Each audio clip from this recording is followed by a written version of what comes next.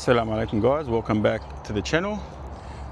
It's probably been a while, a few weeks since I made a video, a gardening video anyway. Seems like the wife has hijacked the channel.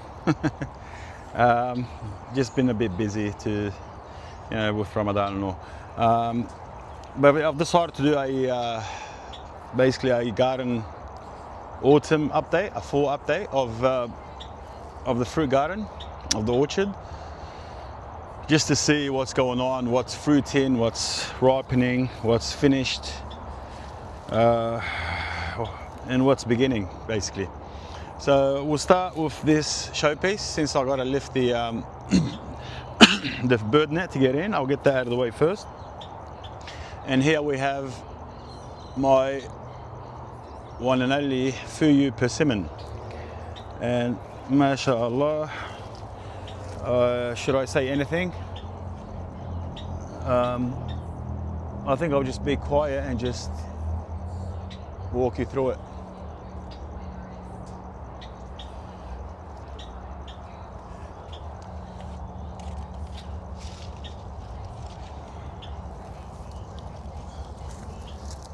It's bearing in clusters, literally clusters of fruit. I mean, just this branch alone has 1, 2, 3, 4, 5, 6, about maybe 15 fruit on it. Just this branch alone, and each branch probably has a kilo or two, a minimum a kilo. Even those mini branches coming off the main branch. It looks like this one has given in, so that's got to be pruned off. I'm surprised how the tree is managing with all this weight. Mashallah, it's amazing. I thought it would have broken into pieces, but persimmons are a type of hardwood. They're not softwood, which I think explains why they're so slow growing. Anything that's hardwood tends to be very slow growing, and vice versa. And softwood is very fast. That's why pine and such is so quick to grow, and they use it a lot for timber, the timber industry, because it recovers so quick and it grows so quickly because it's softwood. But the hardwood takes forever to grow, but is very strong at the same time. And I think that's why these branches are coping with all that weight. I mean, just look at that, the way it's bending, and it's just dripping with fruit, and it's taking it. It's I know it's hardwood, because even when I was pruning it, it took a while to get through it with the saw, hand saw that is. So this tree is designed to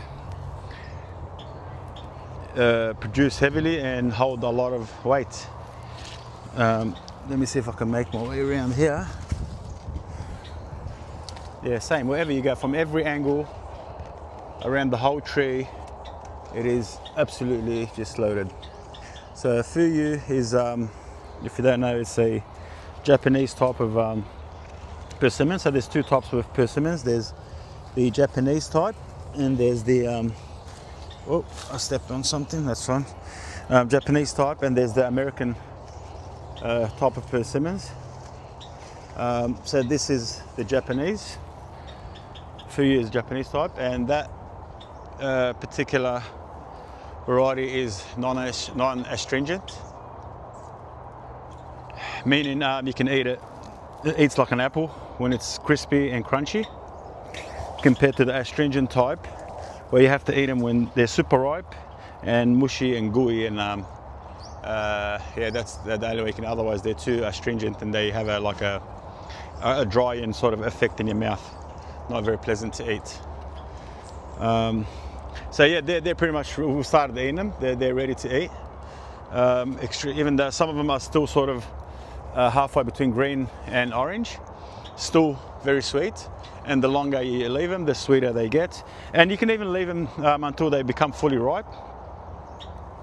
And it eats like a astringent variety at that stage as well. But obviously, it's just not as good super ripe as an astringent type, you know, but we like it crispy and crunchy. But we also like the astringent type. That's why I went out and bought an astringent variety as well, which I'm planning to plant in the ground soon. Okay, which way should we go? Okay, so I'll start from this end. So this is the my Valencia Pride mango, which I planted just a few months ago, probably the start of summer, I think. So it's a few months old, maybe 4 months old, since I planted it, that is, and it would seem it's as vigorous as they say it is. That's why I planted it in this position, because I wanted to shade that part of the garden, because the western sun hits this directly, this lawn, and I want a bit of shade on this side, just to sort of just as protection and a bit of shade and cover from the harsh afternoon sun, so we can hang out there, have barbecues or whatever we need to do. It gets extremely hot, and it seems like it's growing very vigorously. It's almost doubled in growth. You can see where the new growth has come up from there. It's about 30 centimeters, about a foot worth of growth in a few months, which is impressive for a mango. So it's doing fine. So I'm thinking, tossing whether I should let it fruit next spring, next season.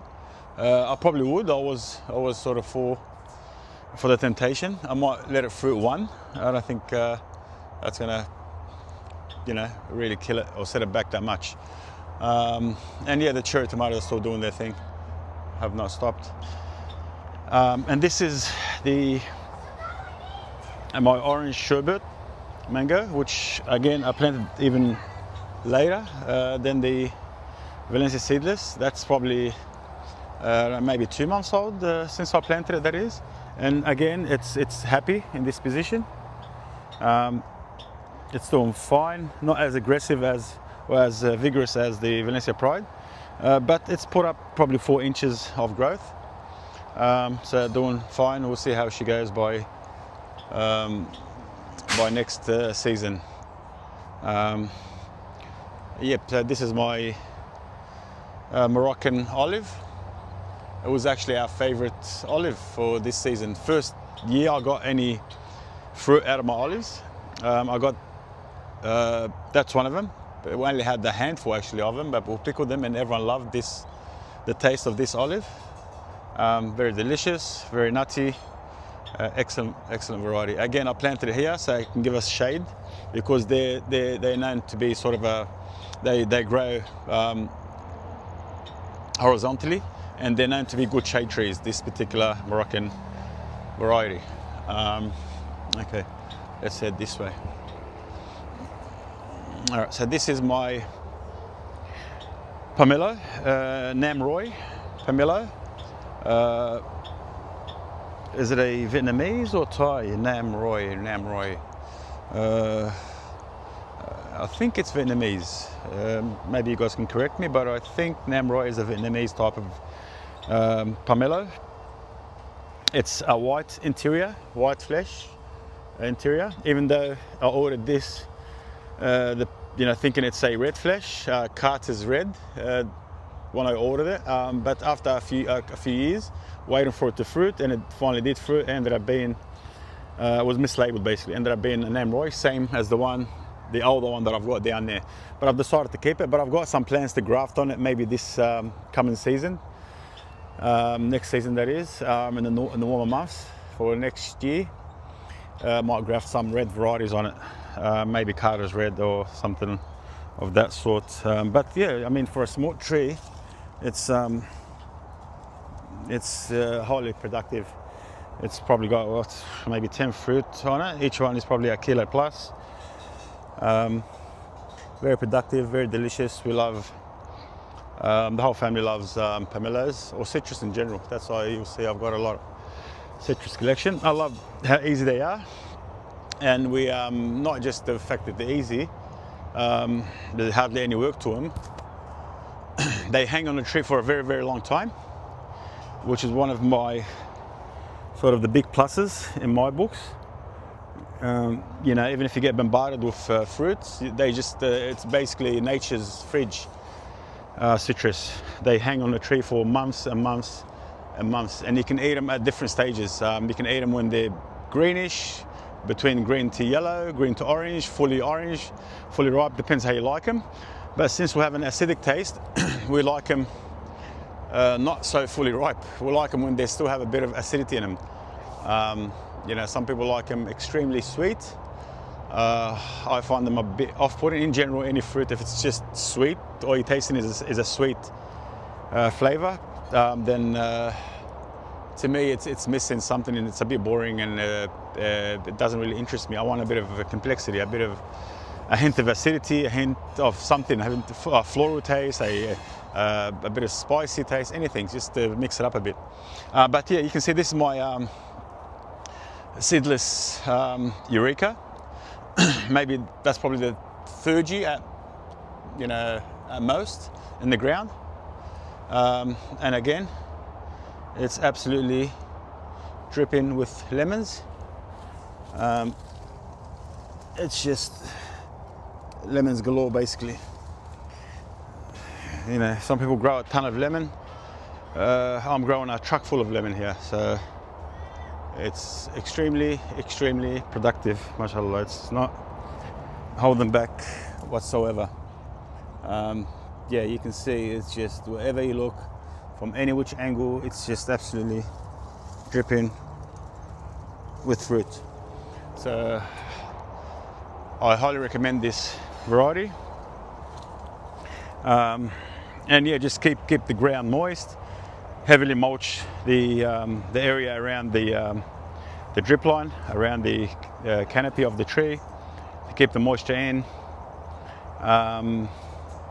And yeah, they're not too picky. They like to feed a lot. They're heavy feeders, obviously, because they produce so heavily, so they like to be fed consistently. I would feed them sort of regularly, rather than just once a year or twice a year. I would feed them at different stages. You know, basically every season. I might say start of spring, start of summer, start of autumn. You know, so you give them a little more often. That's the way I like to do it, rather than just dump once a year and just hope for the best. I find that gives better results for me anyway. So that's my seedless Eureka lemon. Okay, so this is my Valencia seedless Valencia orange, specifically planted for juicing. This is a juicing, the most popular type of juice in orange, as far as I can tell, in the world.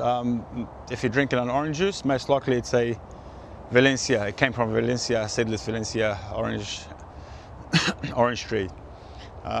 They don't to have acidity in them, which keeps well, and they're very popular for juicing. This is my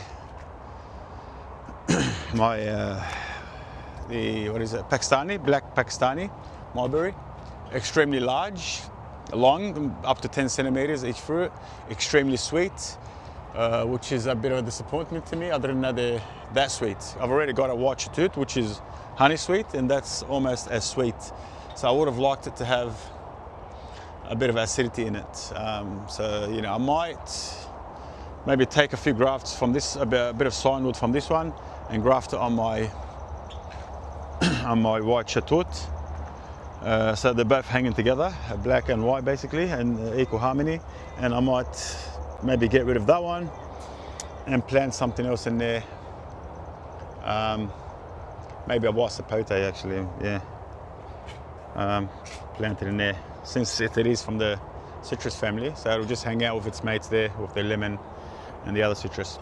Okay, another citrus here. This is a red grapefruit, ruby red, I believe. Again, just planted it a few months ago, maybe 3 months ago or so. It's got a couple of fruits, so I've left them on. I want to taste it off the tree, that is, and see how she goes. That's my neighbor's lemon. Technically this side is mine, so we can eat from it legally. My neighbor's Loquat, also hanging out a couple of meters on my side.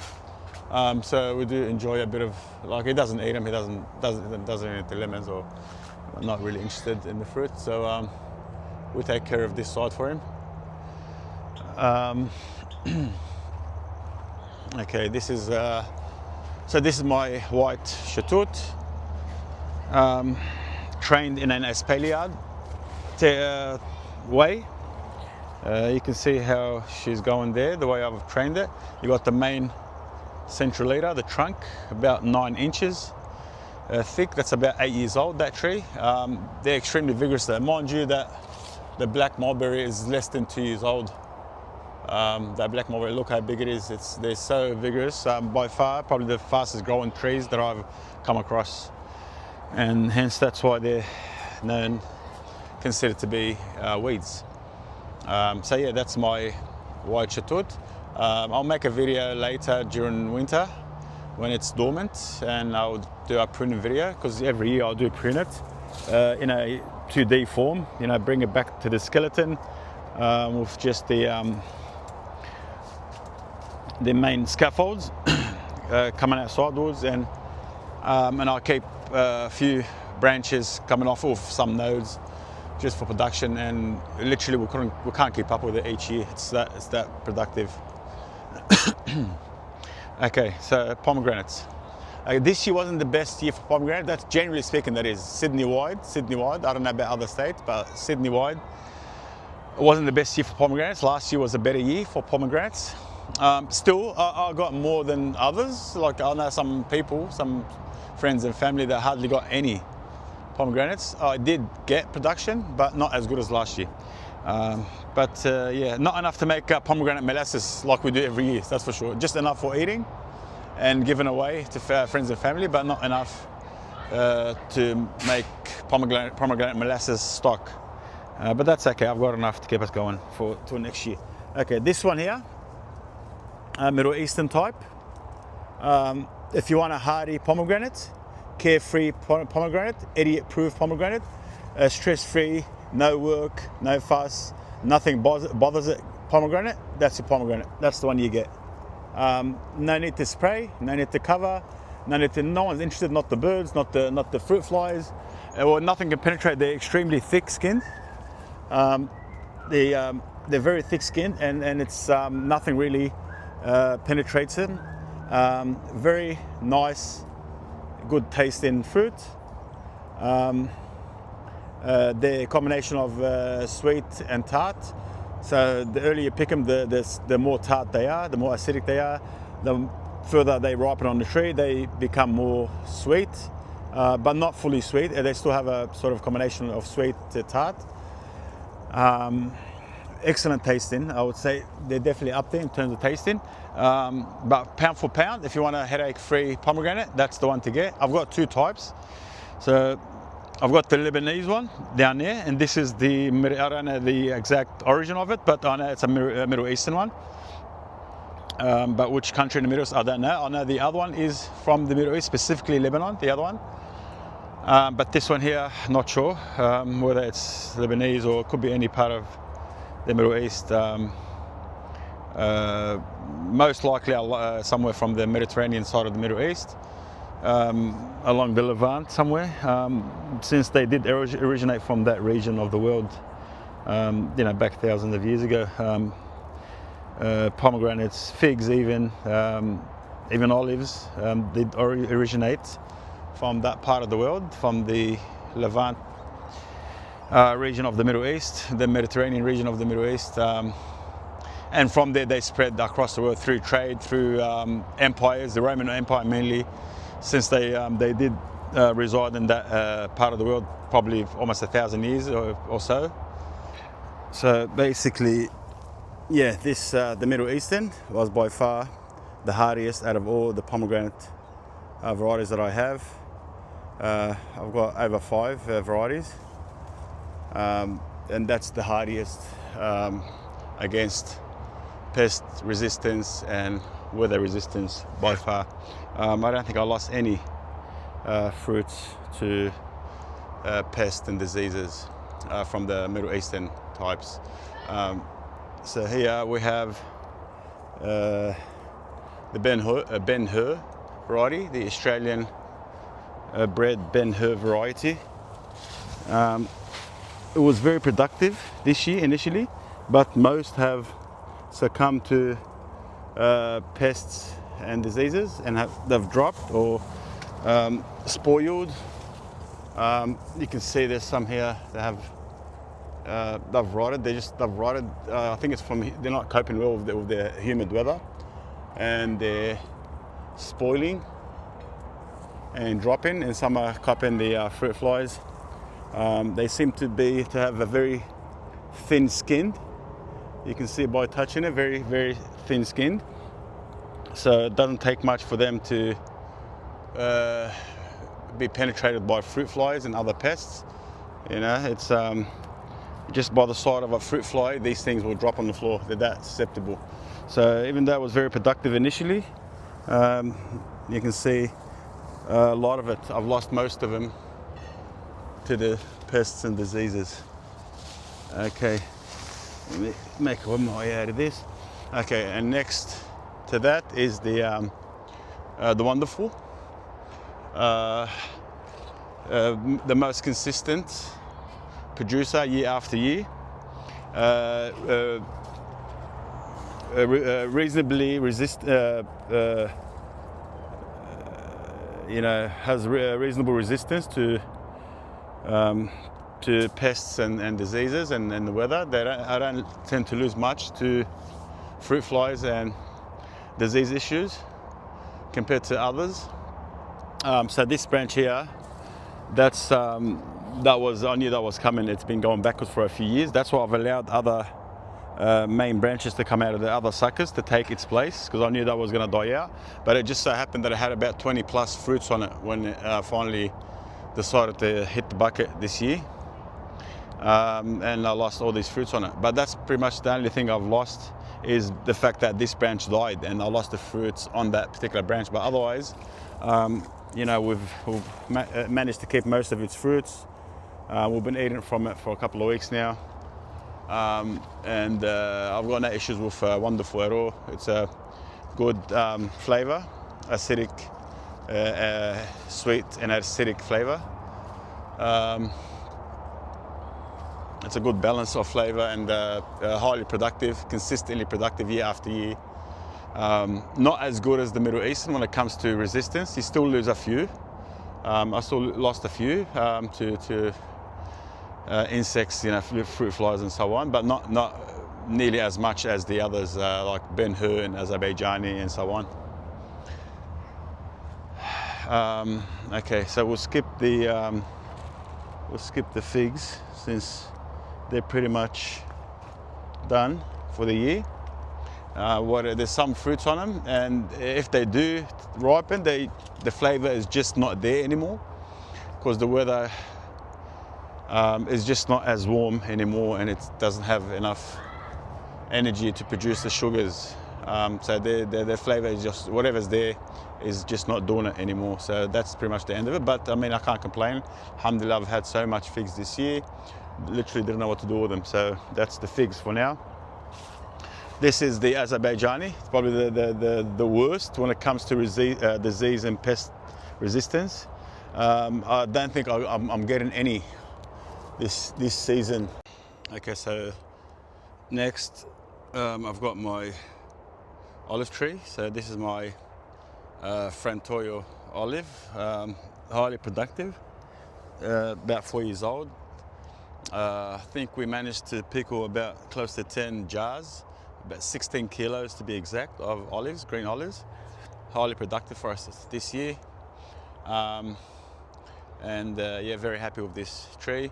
It looks like it responded well to the prune that I gave it after we harvested it.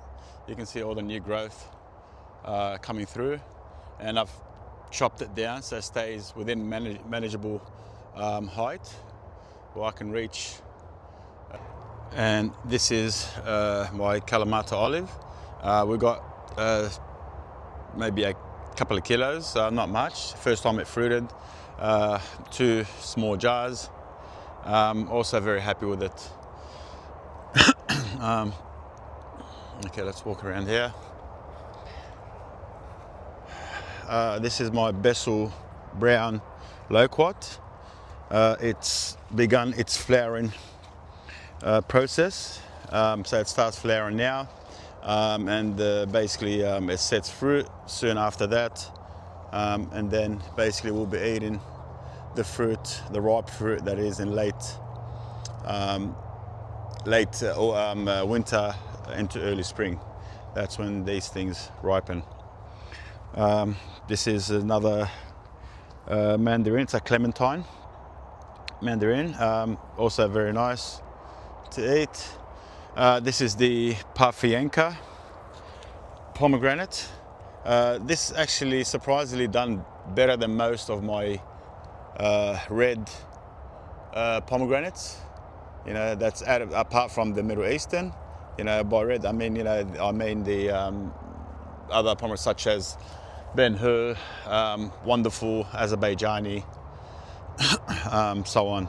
So out of those ones, it was only second to the Wonderful. Actually done reasonably well. It held to a fair bit of its fruits. Didn't lose as much, surprisingly.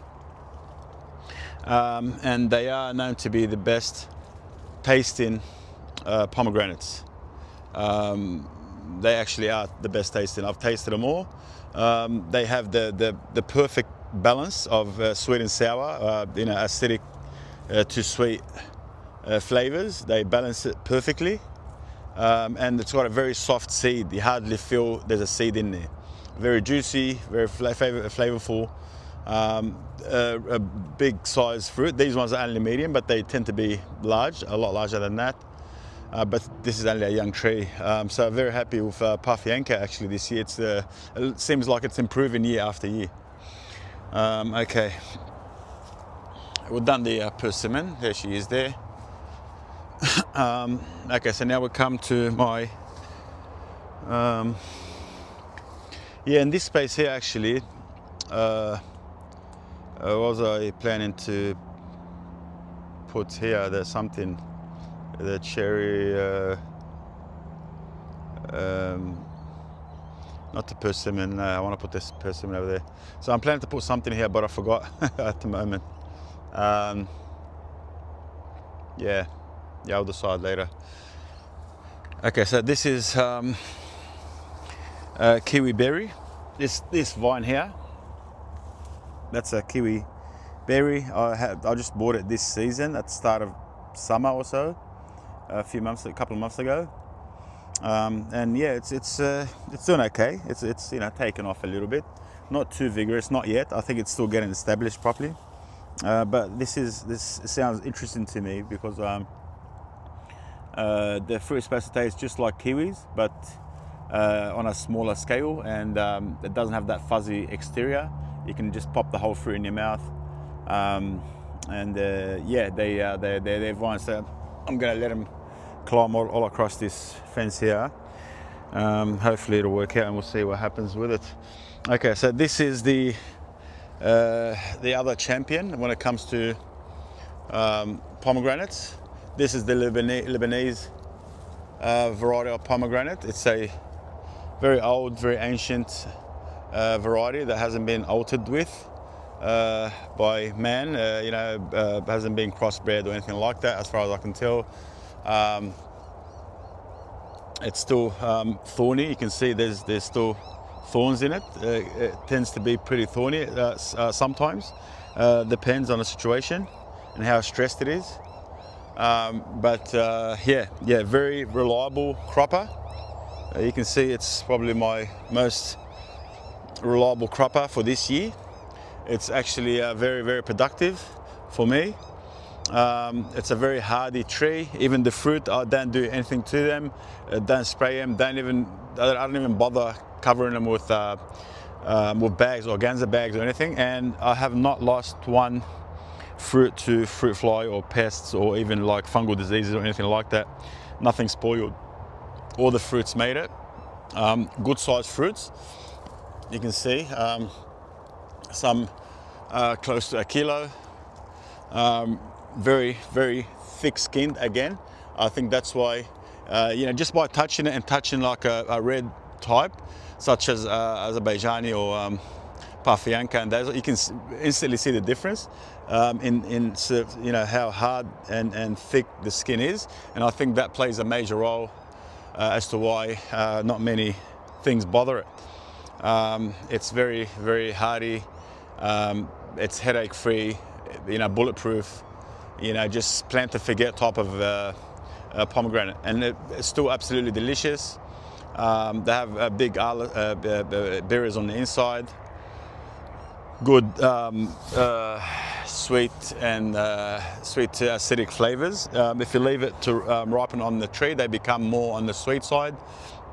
So depending on how you like your pomegranates, you can pick it at different stages with different flavors. The longer you leave it on the tree, the sweeter it gets.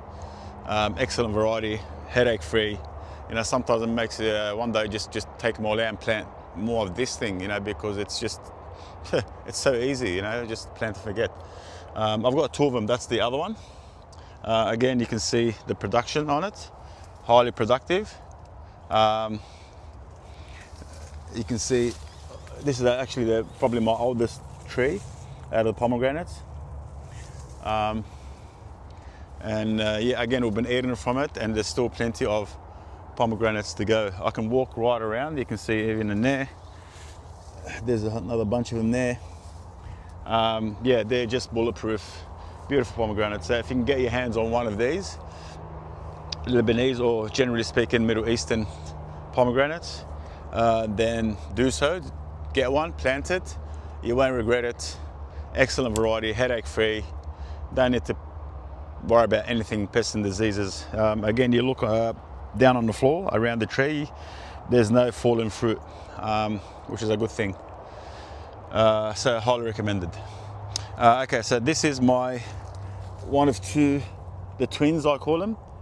This is the Lychee, the Su Lin San, which is the new variety, the seedless variety of Lychee. I literally planted it maybe 2 months ago, along its sister here, the Erdon Lee, which is the largest in the Lychee family, the largest fruit that is. They've got massive fruits. You've probably seen them. I don't know if you've seen them at supermarkets, but they do stock them sometimes. The fruit that is extremely large, extremely expensive. So I planted one of each, and they've put on some very impressive growth. They've almost doubled in size. You can see where they've started, the new growth.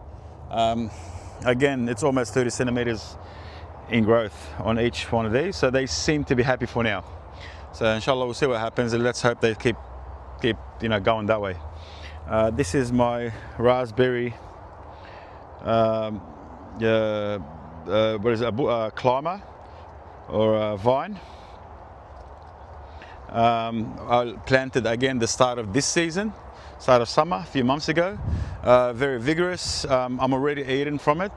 This particular variety is the what do you call it? The heritage. They call it the heritage variety of raspberries, and that particular variety fruits on the same season's wood or material. So meaning basically from the same cane that sprouts, you'll get fruit from, compared to some other varieties where you have to wait for 2 years to get fruit of that same cane. So this is very easy in terms of pruning, because it can get complicated when it comes to these sort of berries, blackberries, raspberries and things like that. You have to know how to prune them. You have to prune the old cane and leave the new canes type of thing. And but this thing here, literally each year you prune it back to the floor, right to the floor, and then come springtime it shoots up new canes, and it'll fruit on those canes in autumn. That's the fruiting time. This time of the year in autumn, you'll get the fruits, and I've been eating from it actually for quite a while now. Delicious fruit, highly productive. Highly recommend this variety. It does very well in Sydney. Yeah, very nice. So yeah, that's the raspberry, the heritage. This is a new addition to the citrus family. The Sumo mandarin, our favorite mandarin. Even the ones that we tried were from the supermarkets. We loved it so much, so I tracked it down, and I got a plant, and I dropped it straight in as soon as I can. So it's only been in the ground for a couple of months. I'm looking forward to it because it was delicious from the shops. Imagine how good it is it's going to be from your own tree. It's a very large mandarin. It's a Japanese type, very large mandarin. It's got like a wrinkled sort of surface on the outside, peels easily, and it's got a very excellent flavor in my opinion, sweet to sour. So the longer you leave it, it becomes super sweet, but you can pick it a bit early, and it's got a nice hint of acidity in it. And the best part about it is the texture. It's got an amazing texture, very pulpy, not soft and mushy and gooey like some other mandarins tend to be. Okay, yeah, so this is my strategically planted lavender. I've got a few of them around. So basically I plant lavender, and that thing there, I don't know if you can see it. Oh no, the thing is in the way. Okay, yep, yeah, that plant there, which is the Greek basil. I've got a few of them around. They're strategically placed between Greek basil and lavender. Plant them around the orchard. They're excellent pollinators, and these particular varieties, they flower in winter, late winter that is, which is exactly the perfect time where you know when you need pollinators to come in and do their job and pollinate your trees to set the fruit. So it's a good idea to plant things like that to encourage pollinators into your orchard. So okay, between this what do you call it, silver beet or Swiss chard, some might call it, between that patch there, that's a few years old by the way, this Swiss chard, and we've been eating from it for years. You know, we like it. We cook, you know, we use it a lot in our cuisine as well. We'd make a few dishes out of it. So I might renew the patch and maybe move them somewhere else. And in this position, I'm going to drop the astringent persimmon. Since I had success with the Fuyu, my Fuyu persimmon, I'm going to do a similar sort of planting situation where I'm going to plant it in the protection of a established tree. So I'm going to use this because that's my west, right? You can see the sun is setting there behind that mountain in the west. So basically this thing here will be shaded in the afternoon by this my big Pomelo tree here, and that's how I succeeded. One of the reasons that is I succeeded, you know, in my Fuyu, because they tend to be very finicky. They're hard to take off. Many people have failed in it. Even I've failed a couple of times at the start, but then I managed to get some success with this one here, my fruiting one. And that's what I've done. Basically, I planted it in the cover, or the afternoon cover of a established tree, which was my pomegranate over there. And it would get morning sun, afternoon shade, and done very well, because they tend to burn, especially when they're young. They don't like full sun when they're young. That burns them. They're very picky and finicky. So that's where I'm going to plant it here. It's actually over there, the one with the white pot there. I only just got it a couple of days ago. So I got this. Anyway, I'll show you when I get there. Okay, so this here is one of my favorite navel oranges. It's called a Navelina orange. Good sized oranges. It's one of the earliest orange trees, or navel oranges, to come in. You can see they've already started to change color compared to the Washington. Hasn't started yet, so they're even earlier than pretty much the first orange trees to ripen. It's a Spanish variety, superior to Washington Navel in my opinion, better flavored, and again the texture is what really makes them win over the Navel. They have a very pulpy texture, not soft and just juicy without any texture. This has some texture when you bite into it, which we love, along with the excellent flavor and excellent production as well. As you can see, you know, highly productive tree, even though it's only a young tree. Barely 1.5 meters high. Very, very productive. As you can see there, there's fruits everywhere. Yeah, that's the Navelina. I highly recommend Navelina if you like your citrus, your navel citrus, this is the pick between that and Cara Cara. If you have room for two, plant Cara Cara and Navelina. If you have room for one, whew, that's a toughie. Plant two. If you have room for one, plant two. Cara Cara and Navelina. This is my three-way apple. We've been eating from it for a while now. It's come towards the end. There's a few small ones, but yeah, it's done well. We like it. Okay, my Pomelo, my largest Pomelo. It's also Namroy Pomelo, my first one that I got. And the other one, that small one I showed you earlier in the video, was supposed to be a Carter's red Pomelo, but it was mislabeled, as I explained earlier. So I'm planning to graft on the small one and graft red types on it. So at least I'll have some red Pomelos. So if I can get my hand on some red Pomelos, then that's gonna be grafted on the other one, the smaller one. But again, very productive, extremely large fruit, the largest in the citrus family, kilo plus each one easily. And this is my other beloved navel, the Cara Cara orange, arguably the best tasting orange, excellent flavored orange, excellent textured orange. It's got an excellent texture, nice and pulpy, but it's got a bit of bite to it, not just juicy and mushy like some other varieties tend to be, such as Washington Navel. Very, very highly productive, excellent variety, highly recommended. So yeah, between this and the Navelina, plant one of those, you won't regret it. So this is the persimmon tree that I was telling you about. I want to plant the astringent type. It's a Tenanashi, so the Tenanashi variety. From what I gather, it's a commercial variety in Japan. They use it as a commercial variety because apparently it tends to have a thicker skin than others. So it ships well and it's excellent for drying, which really interests me. I like drying things if I could. So and it's excellent tasting as well. So this is the Tenanashi, which I want to plant there in the protection of these citrus trees. Okay, so this is the other side of the Lebanese pomegranate, the one I was just showing you just before. You can see the production on it, highly productive. And my, what do you call it, asparagus plants. I've got two asparagus plants underneath there, which have climbed. I've got a red asparagus and a green asparagus. You can see all the canes coming up there.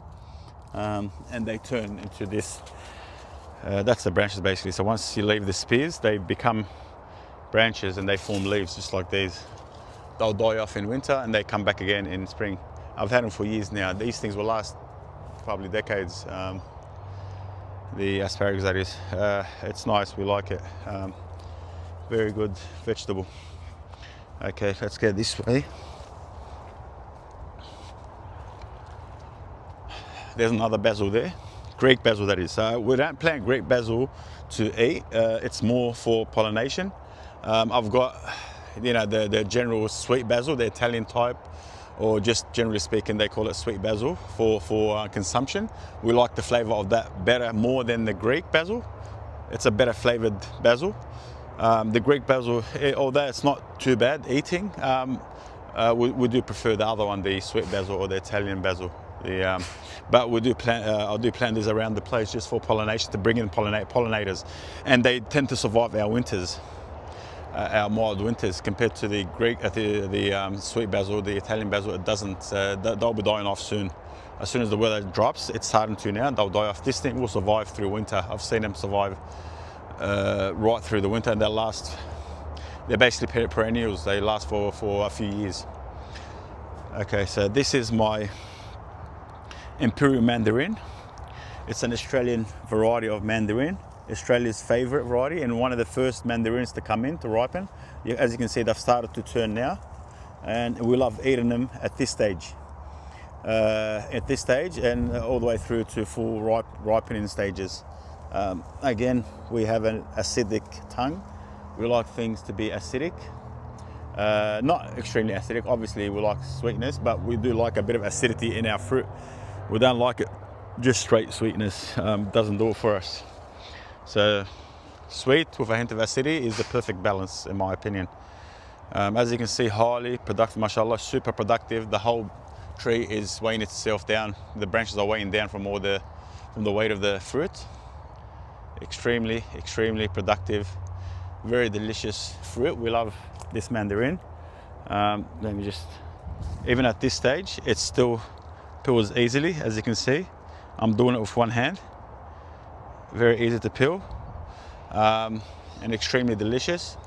Even at this stage, it looks like it's going to be a lemon to taste because it looks unripe.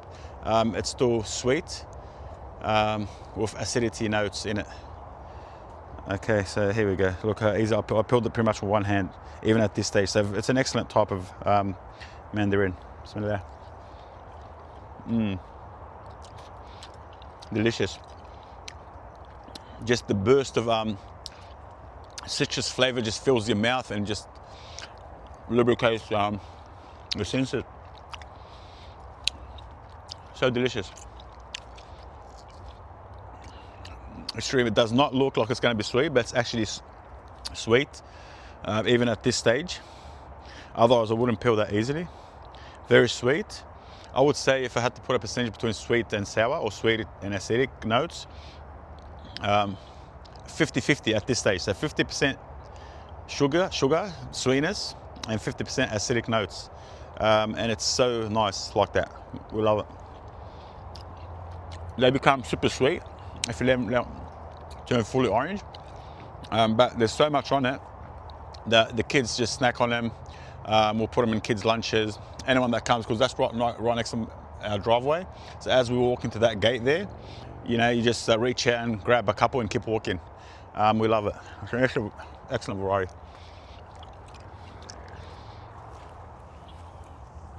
So this is my Carolina Reaper chili plant or hot pepper plant. Extremely loaded with blow your head off chilies. We don't eat them,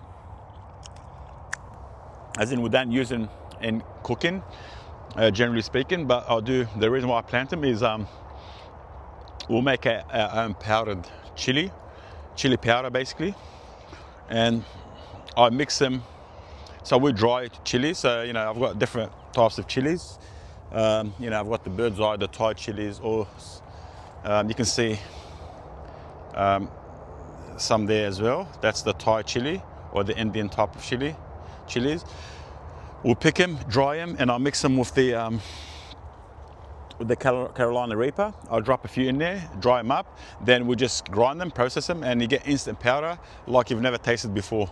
And the more you add, the more Carolina Reapers you add, the harder it gets. So depending on how hot it is, because we find that it's not very hot if you buy it from the, you know, get them from the shops or supermarkets. They're very mild. We like it a bit hot. You know, if I want to use, you know, chili, I want it to be hot. I don't want it to be mild.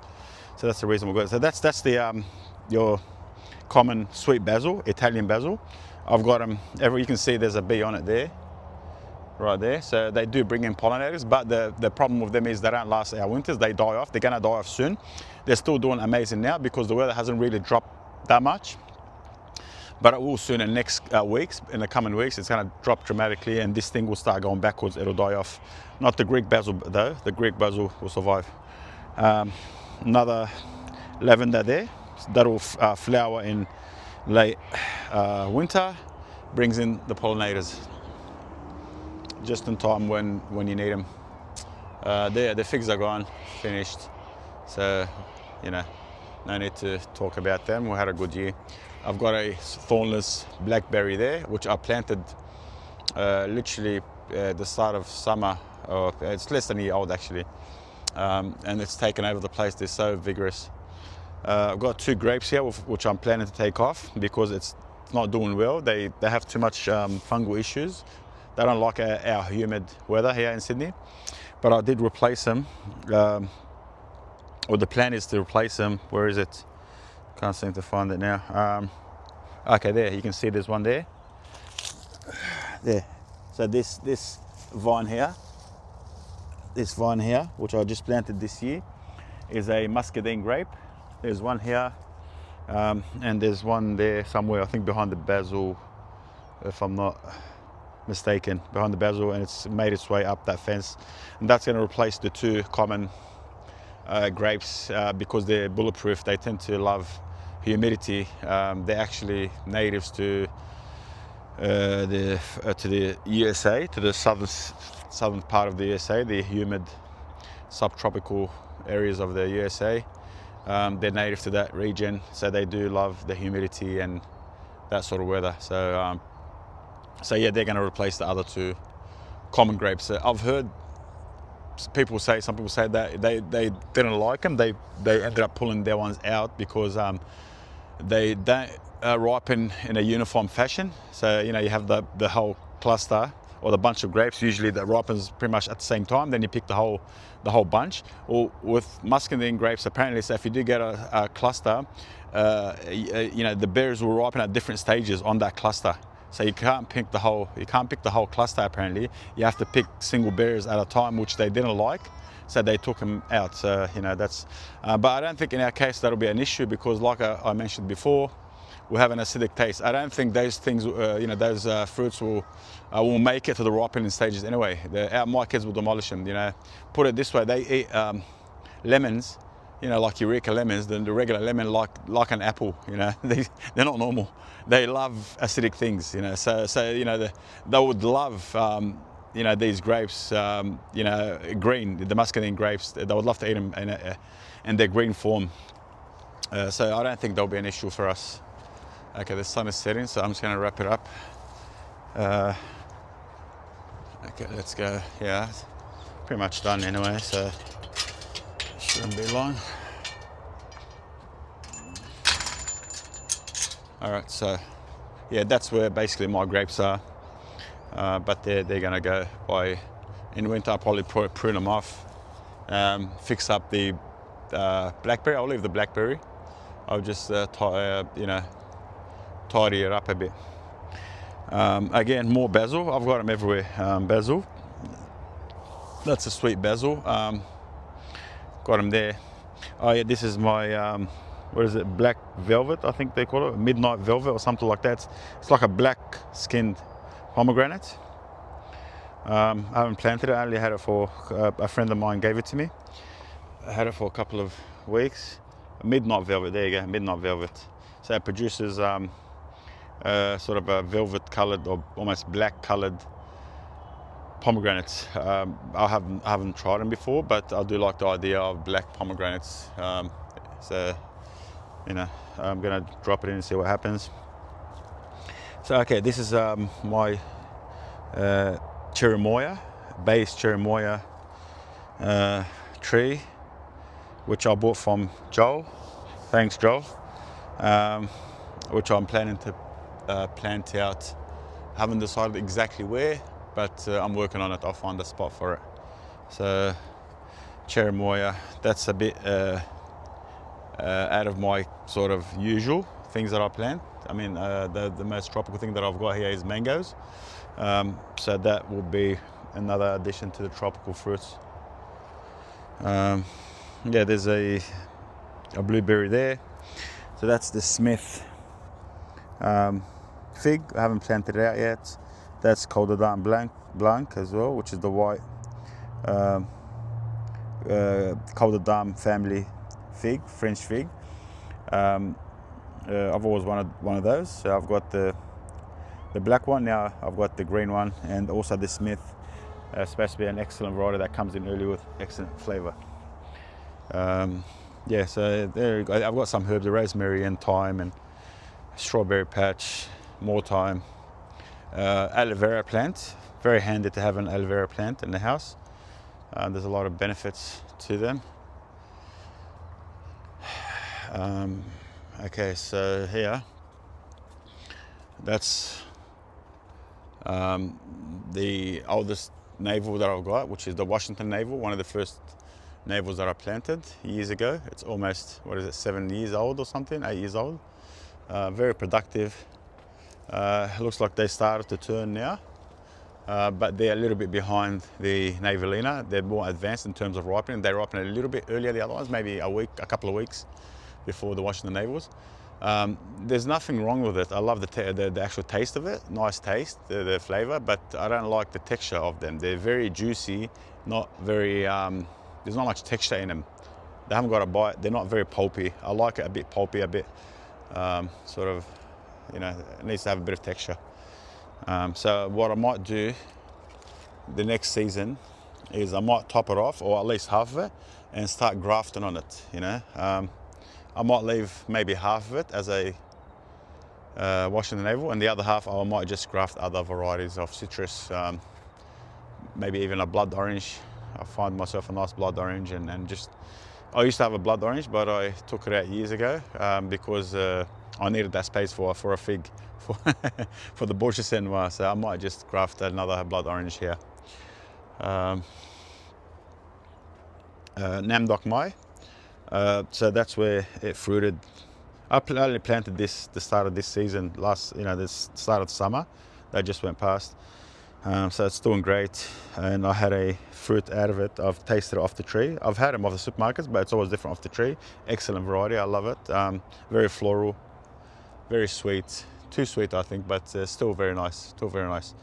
My son loved it. This is my Kensington Pride, or Bamboo, which is a Kensington Pride Australian variety of pomegranates. And yeah, I think that's it. That should wrap it up. That's it. Yeah, the mangoes are all finished, obviously. They're all gone now. So thanks for watching. If you did enjoy the content, please give us a like, and if you haven't subscribed yet, please be our guest, and I'll see you next time, inshallah.